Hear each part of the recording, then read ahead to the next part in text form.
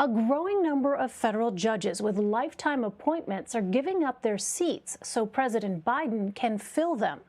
After 22 years,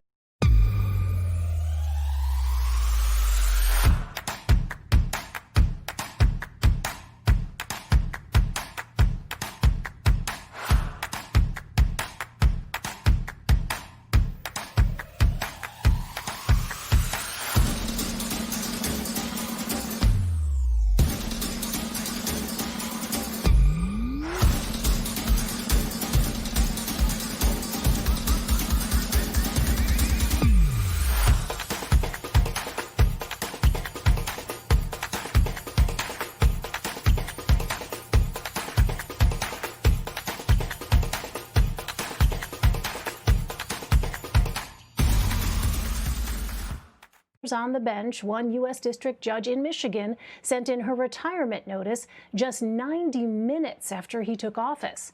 Now, some Democratic activists are urging the Senate Judiciary Committee to speed up the confirmation of judicial appointees. HuffPost senior politics reporter Jen Bendery has been covering the story and joins us now. Jen, thanks very much for being with us. So how many court vacancies are we talking about? And what sort of evidence do you cite to say the wave of retirements is no coincidence? So there are currently 46 district court vacancies and 3 appeals court vacancies.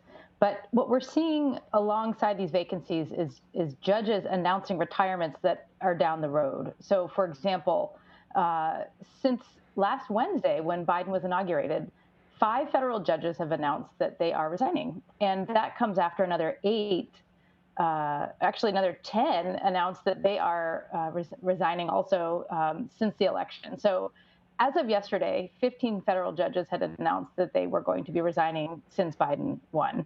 And that was yesterday. And even since yesterday, 3 more judges today announced that they have plans to resign. So, of course, you can't say that you know exactly why every single judge picks the timing for their retirement.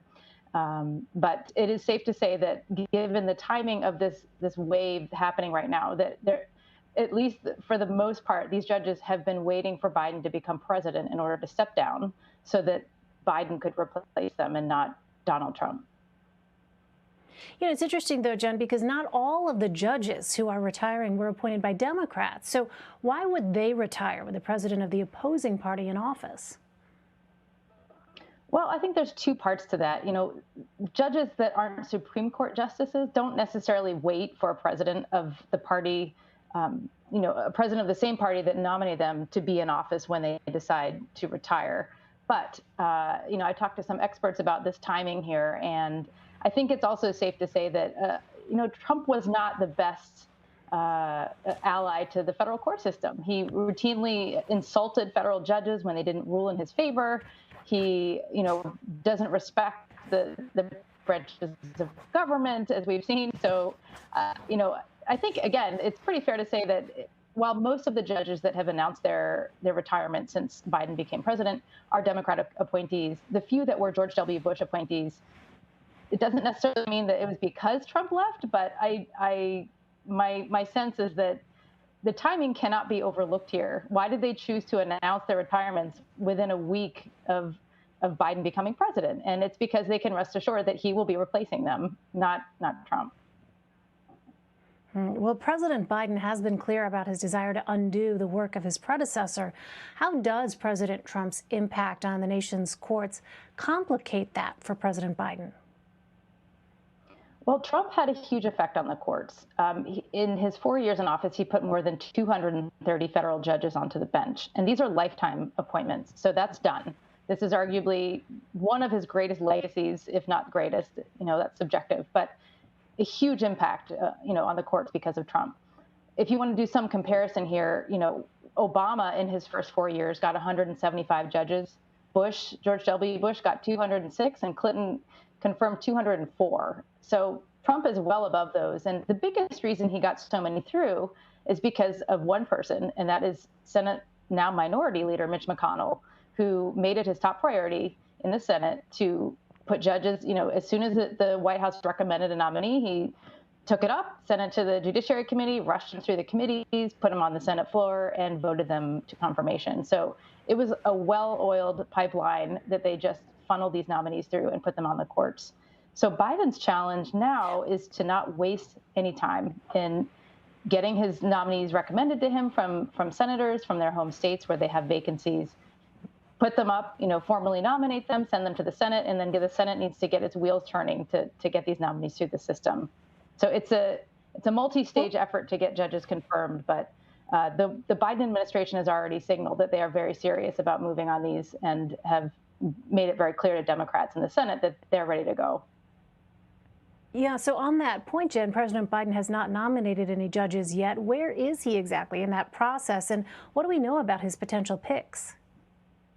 So that's right. He hasn't nominated anybody yet, which for some progressives is unnerving because after the last 4 years of so many judges being confirmed, some people are ready to go today and start filling up vacancies. But it's a bit more complicated than that because it's only been 8 days since Biden has been president, and he's got a few crises on his hands, the least of which are managing the pandemic and the economic situation.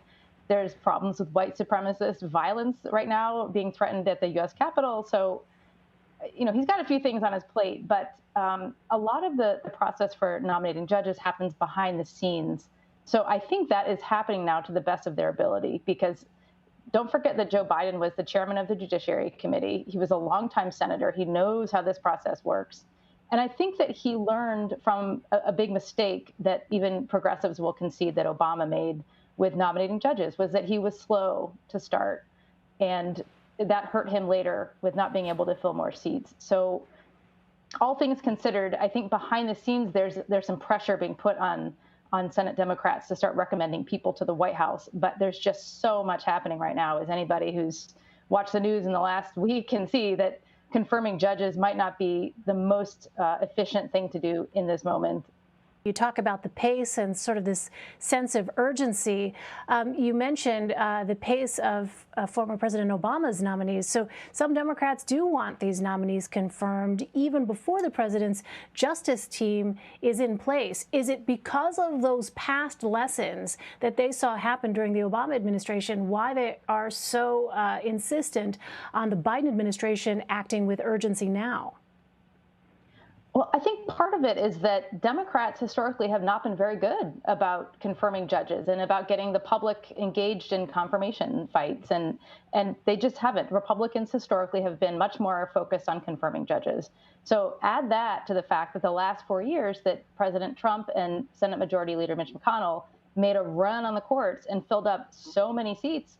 Now that Democrats control the White House and the Senate, there's all this buildup, I think, of anger and frustration about not being able to stop what just happened.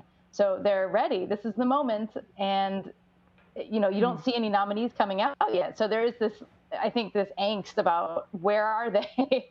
But you have to remember, again, that there's a process here. And you actually have to have some of these Justice Department people confirmed first, because they play a role in vetting and preparations for the Senate confirmation process. And you don't want to mess up the vetting, because as we saw with President Trump, some of his nominees were wildly unqualified to be judges, and they did not get confirmed. But, they still went through the process and wasted a whole lot of time. And this time around, I think that Biden's team is smart, and they don't want to put forward someone in the end who is not up for the job. So there's vetting that has to happen, and there's Justice Department people that have to be confirmed to play a hand in the vetting. So there's a lot happening all at once. And I think the key is to remember that the Biden team is aware that this needs to be happening quickly, and that they're managing a lot of things right now. Yeah, as you noted, the agenda really is full here coming into this new administration. All right, Jennifer Bendery for us. Jennifer, thank you very much for joining us. Mm-hmm.